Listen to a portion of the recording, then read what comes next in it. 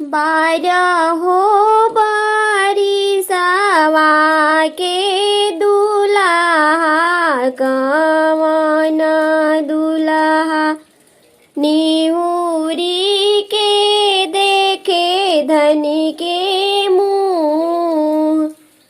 बारहो बरिसवा के दुल्हा कवन दुल्हा निहुरी के देखे धनी के मुँह।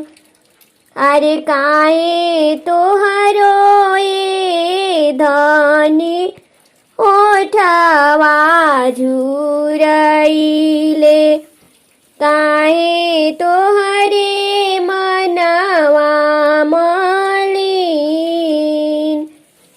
हमारा उरे प्रभुजी भैया गरियावेली, दीदी बोलेली बिरही बोल। अरे हमारा उरे प्रभुजी भैया गरियावेली, दीदी बोलेली बिरही बोल।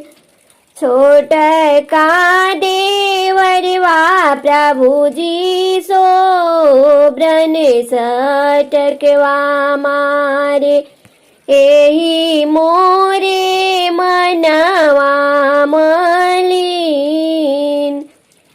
अरे छोटका देवरवा प्रभुजी सोब्रन सटकवा मारे, एही मोरे मनवा मलिन।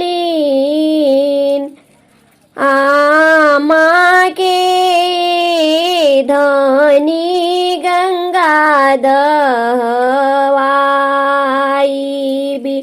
दीदी के गवन होई जाय। अरे छोटका देवरवा से रहबो लगवा, हम तू रहबो अकेल। हमारा उरे प्रभुजी मरी हरी जाई है, दीदी ससुर चली जाय। अरे छोटका देवरवा प्रभुजी राउर दाहिने बहिया, चीने ले राउर अति